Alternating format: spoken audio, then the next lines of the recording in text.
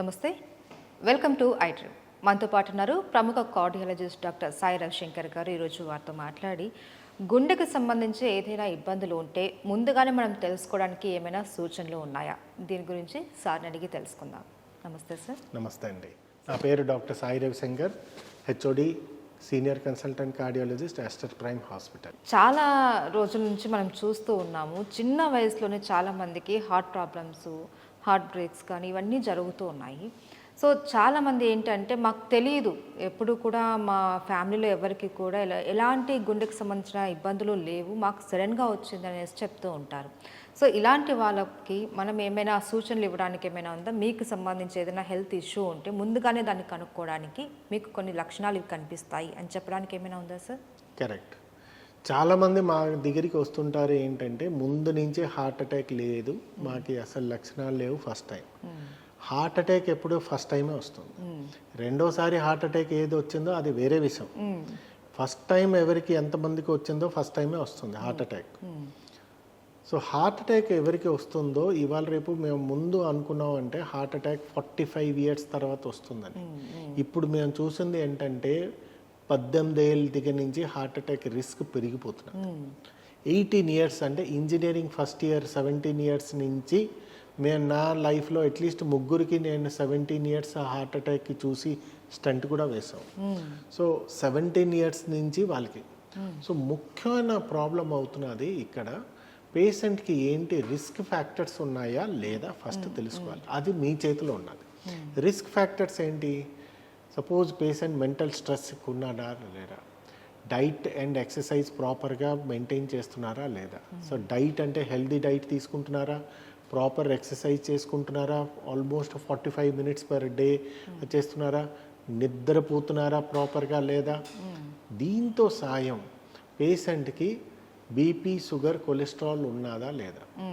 So చాలామంది అనుకుంటారు నాకు 22 ఇయర్సే నాకు బీపీ ఉన్నది. కొంచెం మందికి మేము చూస్తుంటే బీపీ వాళ్ళకి 200 దాకా బీపీ ఉంటున్నారు. So BP, sugar, cholesterol routine checkup ఒకసారి అయితే బేస్ లైన్లో చేయించుకోవాలి. ఎనీ పర్సన్ మోర్ దెన్ 25 ఇయర్స్లో ఖచ్చితంగా చేయించుకోవాలి, ఒక్కసారి చేయించుకోవాలి. దానివల్ల మీకు తెలుస్తుంది ఏంటంటే మీకు బీపీ ఉన్నదా, షుగర్ ఉన్నదా, కొలెస్ట్రాల్ ఉన్నదా. ఇవన్నీ కాకుండా మీరు లైఫ్ స్టైల్ కొంచెం చేంజ్ చేసుకోవాలి. చేసుకుంటే డెఫినెట్లీ మీకు తెలుస్తుంది. రొటీన్ కార్డియాక్ చెకప్ అంటారు, అంటే ఒక ECG, ఇకోకార్డియోగ్రఫీ, treadmill test.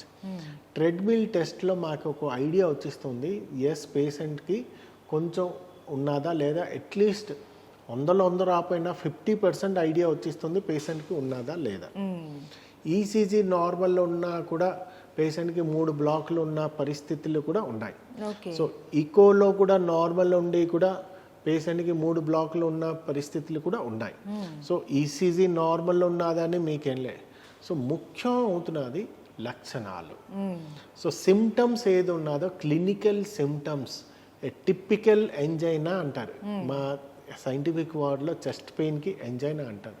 Typical chest pain or angina అంటే ఒక పేషెంట్ కొంచెం నడుస్తే నొప్పి వస్తుంది, కూర్చుంటే తగ్గిపోతుంది. చాలా మటుకు వెళ్ళిపోయింటే వాళ్ళు సెల్ఫ్ డయాగ్నోసిస్ చేసి వాళ్ళు ఓన్గా మెడిసిన్ షాప్ వెళ్ళి వాళ్ళ ఎసిడిటీ టాబ్లెట్లు ఏదో ఒకటి వేసుకొని ఆర్ గూగుల్ డాక్టర్కి వాళ్ళు చూసుకొని వాళ్ళే సెల్ఫ్ ట్రీట్మెంట్ చేసుకొని ఒక స్టేజ్ దాకా వాళ్ళు తెస్తారు.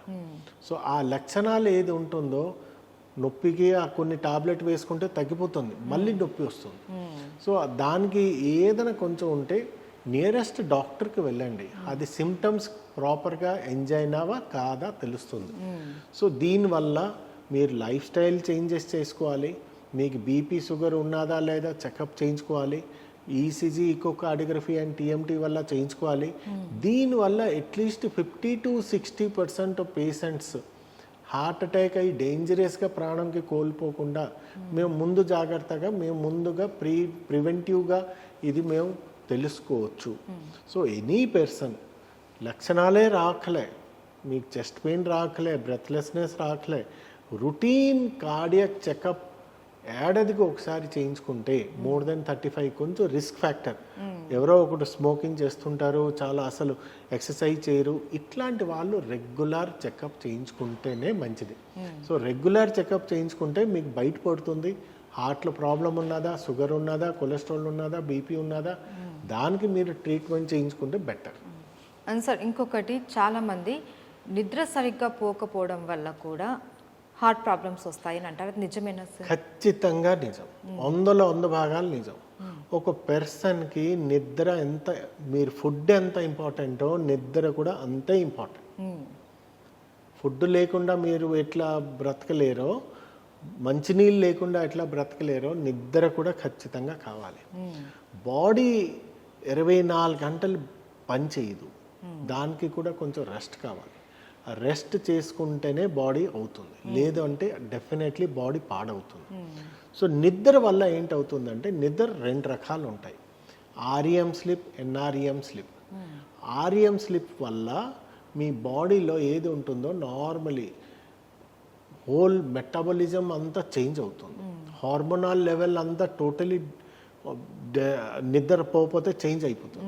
సో నిద్ర వల్ల ఆర్ఈఎం అండ్ ఎన్ఆర్ఈఎం స్లీప్ అంటే డీప్ స్లీప్ ఏదంటారో అట్లీస్ట్ అది ఒక 5 to 6 అవర్స్ కావాలి.